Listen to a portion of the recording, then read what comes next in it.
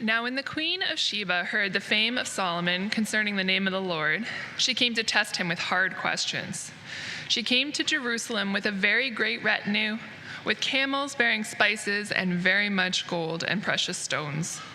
And when she came to Solomon, she told him all that was on her mind. And Solomon answered all her questions. There was nothing hidden from the king that he could not explain to her. And when the Queen of Sheba had seen all the wisdom of Solomon, the house that he had built, the food of his table, and the seating of his officials, and the attendance of his servants, their clothing, his cupbearers, and his burnt offerings that he was offering at the house of the Lord, there was no more breath in her. And she said to the king, "The report was true that I heard in my own land of your words and of your wisdom, but I did not believe the reports until I came and my own eyes had seen it. And behold, the half of it was not told me. Your wisdom and prosperity surpass the report that I heard. Happy are your men, happy are your servants who continually stand before you and hear your wisdom. Blessed be the Lord your God, who has delighted in you and set you on the throne of Israel. Because the Lord loved Israel forever, he has made you king, that you may execute justice and righteousness." Then she gave the king 120 talents of gold and a very great quantity of spices and precious stones. Never again came such an abundance of spices as these that the Queen of Sheba gave to King Solomon. Moreover, the fleet of Hiram, which brought gold from Ophir, brought from Ophir a very great amount of almug wood and precious stones. And the king made of the almug wood supports for the houses of the Lord and for the king's house, also lyres and harps for the singers. No such almug wood has come or been seen to this day. And King Solomon gave to the Queen of Sheba all that she desired, whatever she asked, besides what was given to her by the bounty of King Solomon. So when she turned and went back to her own land with her servants. Now the wealth of gold that came to Solomon in 1 year was 666 talents of gold, besides that which came from the explorers, and from the businesses of the merchants, and from all the kings of the west, and from the governors of the land. King Solomon made 200 large shields of beaten gold. 600 shekels of gold went into each shield. And he made 300 shields of beaten gold. 3 minas of gold went into each shield. And the king put them in the house of the forest of Lebanon. The king also made a great ivory throne and overlaid it with the finest gold. The throne had 6 steps, and the throne had a round top. And on each side of the seat were armrests, and 2 lions standing beside the armrests, while 12 lions stood there, one on each end of a step on the 6 steps. The like of it was never made in any kingdom. All King Solomon's drinking vessels were of gold, and all the vessels of the house of the forest of Lebanon were of pure gold. None were of silver. Silver was not considered as anything in the days of Solomon, for the king had a fleet of ships of Tarshish at sea with the fleet of Hiram. Once every 3 years, the fleet of the ships of Tarshish used to come bringing gold, silver, ivory, apes, and peacocks. Thus King Solomon excelled all the kings of the earth in riches and in wisdom. And the whole earth sought the presence of Solomon to hear his wisdom, which God had put into his mind. Every one of them had brought his present, articles of silver and gold, garments, myrrh, spices, horses, and mules, so much year by year. And Solomon gathered together chariots and horsemen. He had 1,400 chariots and 12,000 horsemen, whom he stationed in the chariot cities and with the king in Jerusalem. And the king made silver as common in Jerusalem as stone, and he made cedar as plentiful as the sycamore of Shephelah. And Solomon's imports of horses was from Egypt and Cu, and the king's traders received them from Cu at price. A chariot could be imported from Egypt for 600 shekels of silver, and a horse for 150. And so, throughout the king's traders, they were exported to all the kings of the Hittites and the kings of Syria.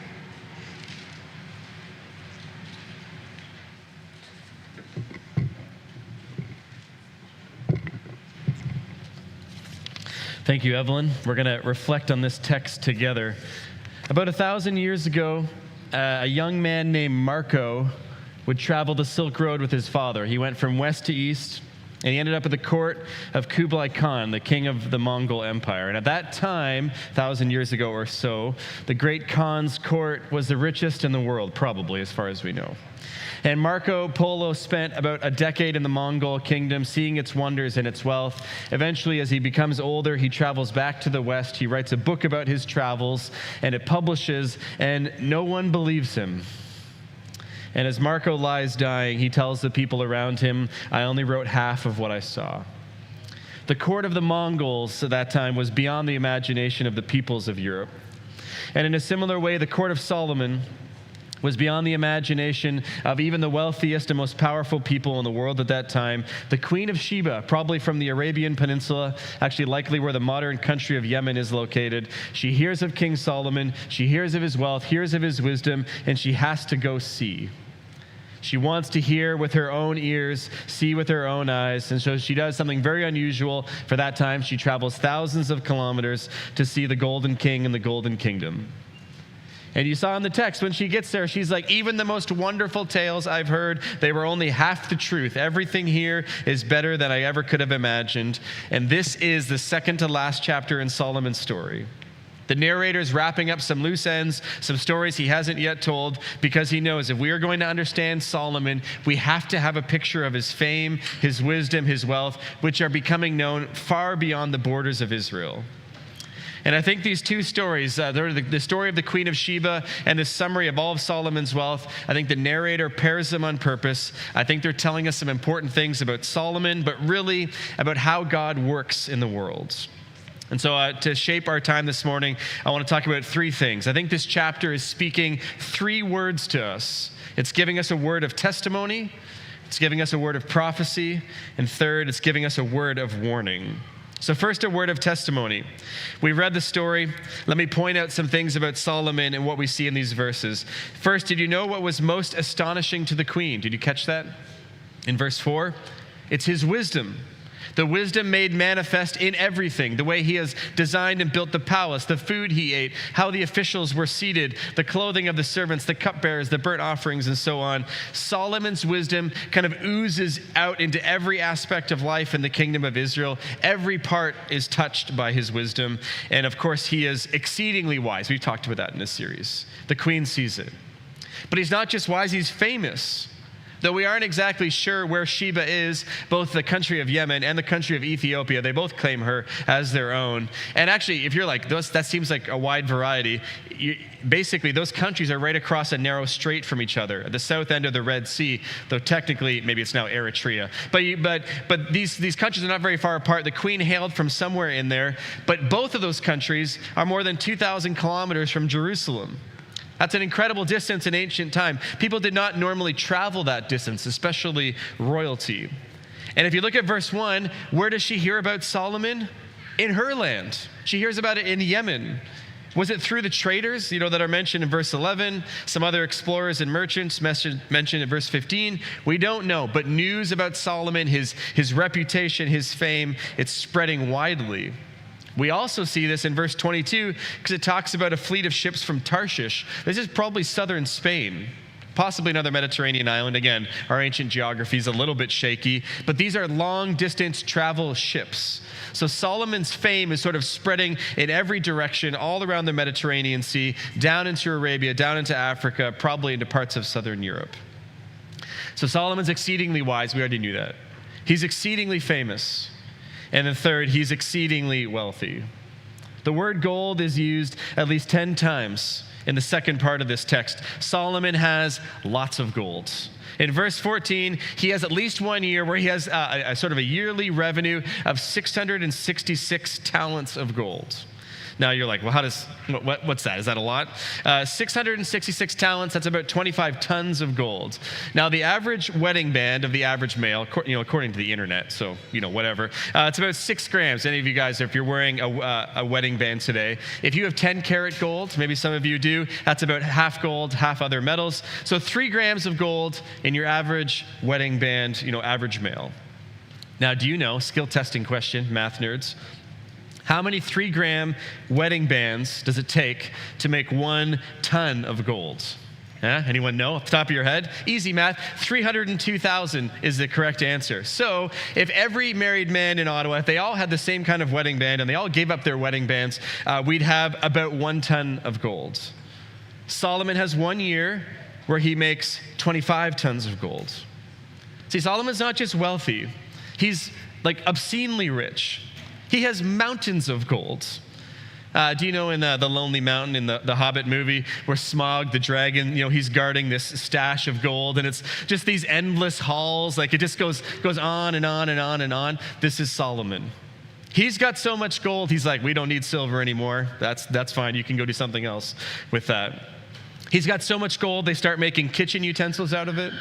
He's got so much gold, he makes big shields and small shields seemingly just for kicks. He has so much gold, he covers things with it. He covers his throne with it. Silver is as common as paving stones, and gold is everywhere. But Solomon's also rich in wood.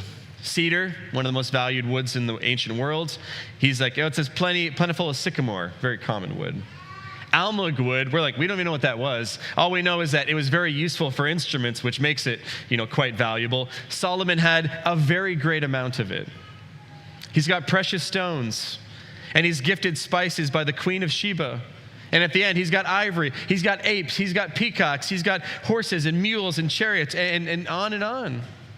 And this throne, let's talk about the throne. Verse 18, an ivory throne. That's a lot of, elephants or whatever. That's an ivory throne, but it's even covered in gold. You can't even see the ivory. 6 steps leading up to it, 2 lions on each, 12 lions, maybe the 12 tribes, I don't know. But such was the grandeur of this throne, the narrator says, it has no rival, not in any kingdom. No one's ever made a throne like Solomon's throne. So Solomon isn't just a regional ruler. He has ascended to the highest heights of wealth and status and power and wisdom. And that's why I call this a word of testimony, because this chapter is presented largely without criticism. By implication, we're going to get to some of the issues later. But for now, the narrator seemingly does not have a problem. The Queen of Sheba, she's breathless. She's like overwhelmed. The narrator presents all these gifts as good, which leaves us with an important implication. And the implication is this, that this is God fulfilling his promises he made to Solomon at the start of Solomon's reign. All this grandeur, all this wealth, all this fame, it's all a testimony to God's power and God's faithfulness. 1 Kings 3:12, God speaking to Solomon, God says this, I will give you a wise and discerning mind, and I will also give you what you have not asked for, riches and honor. Listen, so that no other king shall compare with you all your days. That was chapter 3. Here we are in chapter 10, a wise, rich, internationally honored king, such that no other king compares with him. Is Solomon achieving this on his own? No. It's a gift of God. So here's what we must conclude. Here's what it means for us then. Sometimes, for his own reasons, God can and does give to some of his people wisdom, wealth, and honor. But I don't think we need to fall into any kind of black and white either or thinking about it. Not all Christians get wisdom. Not all Christians get wealth. Not all Christians get honor. But neither, if you have wealth or wisdom, does it mean, well, you can't possibly be a Christian and be that wealthy. Some of you may be, or you may become in the future, very wise, very wealthy, internationally recognized and honored. And if that's true of you, here's what you must do according to the scriptures. First, recognize it's all a gift. God makes us what we are. Your intellect, your life, your mountains of gold, those are gifts. God gives them to you, and thus you must use them wisely. If you have wisdom, if you become wise, use it well. If you have wealth, if you become wealthy, be generous. The Apostle Paul later writes, he says, command those who are rich, meaning there are some people in the early church who were rich. Command those who are rich in this present age not to be arrogant, not to trust in their money. But the Apostle Paul says, become rich in good deeds. You're already rich in money, become rich in this other way. Be generous, ready to share. And if you achieve honor, if you achieve fame, if you achieve international recognition, use it wisely and generously. There are blessings in this life. They are part of God's good creation. Some of us get a larger share of them. Solomon got an enormous share of basically all of them. And for much of his reign, actually, that was good. It translated into peace, prosperity, happiness for the people. It's a good and noble end. But perhaps a helpful question for each of us to ponder is, what am I doing with my current level of wisdom, wealth, and honor? Because you'll say, hey, I'm not rich like Solomon. None of us are. What are you doing with the riches you have? You aren't as wise as Solomon. None of us are. What are you doing with your current level of wisdom? You're not as famous as Solomon. I don't think any of us are. What are you doing with your current level of fame? God has given you something. He's entrusted you with something for investment and development. What are you doing with it? The grandeur, the riches, the wisdom of Solomon, it's a word of testimony about God. Part 2, a word of prophecy. Now, perhaps you are wondering, well, what do I mean by a word of prophecy? There's nothing predicted in this text. No prophets speak, no predictions are made, nothing apocalyptic here. But there are some things foreshadowed in this text. What's foreshadowing? I'm trying to remember back to English class, high school English class. It just means there's an element introduced early in the story that later plays an important role in that story. Like, for instance, do you remember the beginning of Finding Nemo? Important movie. Nemo is chatting his dad's ear off on the way to fish school, and he's asking all these questions. You remember what he asks his dad? He says, have you ever met a shark? Do you know how old sea turtles are? And at the beginning, you're like, why is he asking all this little kid bubbling over with random questions? They all foreshadow. I'm just blowing your mind here about this movie. They're all foreshadowing his father's later interactions with sharks and sea turtles and so on. And in a similar way, the two most prominent features of this text, I believe, they foreshadow important elements to come in the biblical story. What are the two most prominent features? The Queen of Sheba and the gold. Now, what do they foreshadow? Let's take the queen first.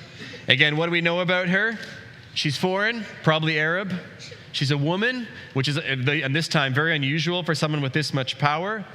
She travels a long way to get to Solomon. She's heard the stories. She wants to see for herself. She's intellectually, theologically curious. Of course, she's rich. She's powerful. She brings this big retinue of people with her. And all her investigation, all her time with Solomon, it leads to her understanding something very important about the people of Israel and their God. Look at me at verse 8. She says, happy are your men. Happy are your servants who continually stand before you and hear your wisdom. We're like, okay, that makes sense. He's wise, she sees it, whatever. Look at what she says next. Blessed be the Lord your God, who has delighted in you and set you on the throne of Israel, because the Lord loved Israel forever. He's made you king, that you may execute justice and righteousness. The Queen of Sheba blesses the Lord, the God of Israel. Now, she doesn't pray the sinner's prayer. She doesn't make an explicit statement, oh, here's what I believe about God. She doesn't seem like she's a full convert to the Jewish faith, like a Ruth or a Rahab or whatever. But she's come, she's watched, she's heard, she's paid attention, and that leads her to bless the name of God and to recognize God's the one behind all of this. And by the way, sort of a side note here, the Queen of Sheba seems like the healthiest kind of skeptic. The healthiest kind of spiritual seeker. She has questions, and what she does with them is she goes and sees. She doesn't depend just on the stories others have told her. Presumably, she's wealthy. She could have sent envoys, ambassadors, explorers to go, hey, go check out this Solomon guy, report back. But she goes herself.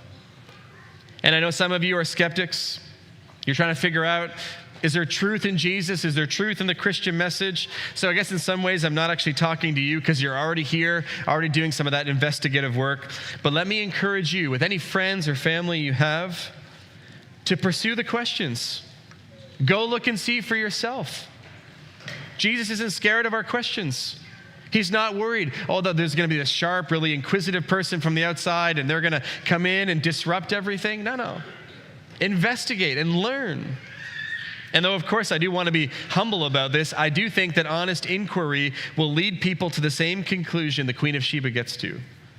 The conclusion that God's behind all of this. It's not made up. It's not a game. It's not positive psychology. God is real and he is working. But to return to our original question, how is this curious outsider a word of prophecy? Well, she's a word of prophecy because the Old Testament prophets are full of hints that in the future, God is going to draw all kinds of people to himself. For instance, Isaiah 2:2, just to give you one reference. It says, "In the days to come, the house of the Lord will be lifted up, and all the nations shall flow to it. Many peoples will come to it." And when Jesus comes along, that's exactly what we see. After his resurrection at Pentecost, people from all over the world are gathered, the Spirit of God is poured out, and it kicks off not just a Jewish movement of believers, but a worldwide movement of believers. If you read Acts 2, the Pentecost that I just mentioned, do you know some of the nations that are listed there? People who are in Jerusalem, it says people from Egypt, people from parts of Libya, and the Arabians are specifically listed. See, the Queen of Sheba, she may have been the first Arabian or the first African to come and to see what God was doing in Israel, but she certainly wasn't the last. In her wake will follow all kinds of people, and the Spirit of God likely fell on some of her ancestors on the day of Pentecost. And actually, the Ethiopian church is now one of the oldest and longest enduring Christian churches in the whole world. They have a tremendous history. And of course, there are millions and millions of Arabians and Africans who bless the name of the Lord. Thus, this Queen of Sheba, she's a prophecy. She's a foreshadowing of something to come. Now, what about the gold?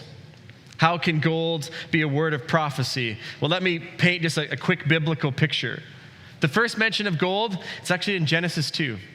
Right at the very beginning of the Bible, we are told one of the rivers that flows out from Eden is called the Pishon River. It flows into the land of Havilah, where the narrator notes where there is gold. Good gold, in fact. Not just any gold, good gold. Which means that gold was part of creation. It's good. It's given to God by humanity. It's valued. It was understood as precious. God commands gold to be used in the construction of the tabernacle and later the temple, and in lots of pieces of holy furniture. Besides the walls and the doors, the Ark of the Covenant, the lampstands, the basins, the tongs, the trays, and other things, all either covered in gold or made from gold. It's a metal set apart. And yet, at the same time, gold is also referenced as being inferior to wisdom, inferior to the law of God. So gold is good and it's valuable, but it has its limits. It's not the most valuable. If you have to choose between God's law and gold, you should choose God's law. But then gold also shows up in the New Testament. And specifically, when the New Jerusalem comes down out of heaven and John gets to go look at it, he keeps telling us how golden it is. He's like, the city's made out of pure gold, like glass. The streets are paved with it. What's my point?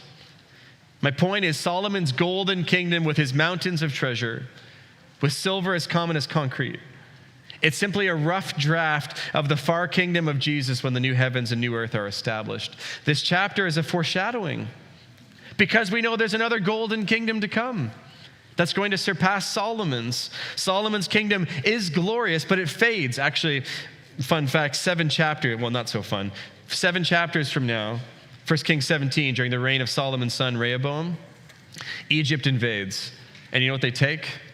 They take the gold. The golden shield Solomon has made are carried off to Egypt. Where is the treasure of Solomon?